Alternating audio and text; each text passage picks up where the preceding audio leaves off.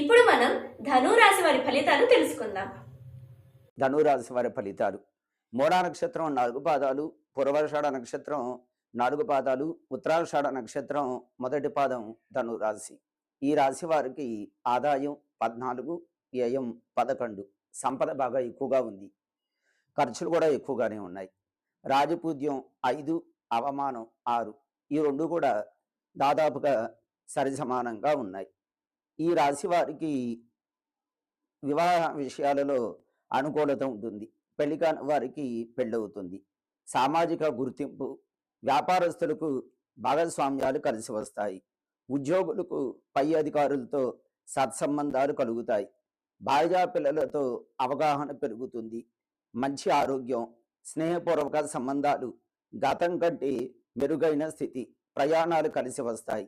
విలాసవంతమైన జీవితం, సంపద పెరుగుతుంది, జ్ఞానం పెరుగుతుంది.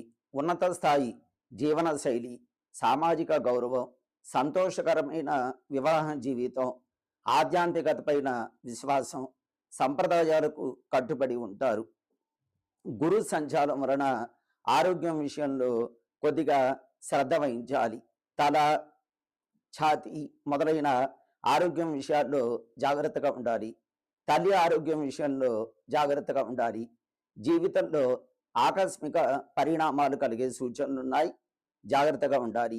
జీవిత భాగస్వామి ద్వారా సంపదను పొందే అదృష్టం ఉంది. అన్నదమ్ముల మధ్య సయోధ్య బాగుంటుంది. నూతన వ్యాపారాలు అనుకూలంగా ఉండవు. పాత బాకీల వసూళ్లపై జాగ్రత్త వహించాలి. ఆధ్యాత్మిక మార్గంలో ఉన్నత స్థితిని పొందుతారు. రాజకీయ నాయకులకు సరైన సమయం కాదు. న్యాయ సంబంధ కోర్టు సమస్యలు, వృత్తి వ్యాపారాలలో మార్పులు పొందుతారు. వాహన ప్రమాద సూచనలున్నాయి. కొన్ని ఆరోగ్య సమస్యలున్నాయి.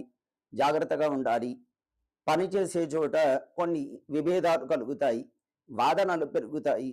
వృత్తి వ్యాపారులకు అనూహ్యమైన లాభాలు కలుగుతాయి. బాధ్యతాయుతంగా ప్రవర్తిస్తారు.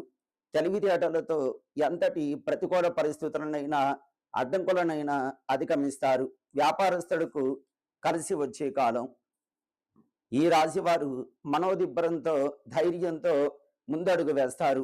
దైవబలంతో కార్యక్రమాలని కూడా పూర్తి చేస్తారు. విద్యార్థులకు యోగప్రదంగా ఉంటుంది. ఈ రాశి వారికి అదృష్ట సంఖ్య 3. బుధ, శుక్ర, శనివారాలు యోగప్రదంగా ఉంటుంది. శివారాధన, సూర్య నమస్కారాలు యోగప్రదంగా ఉంటుంది.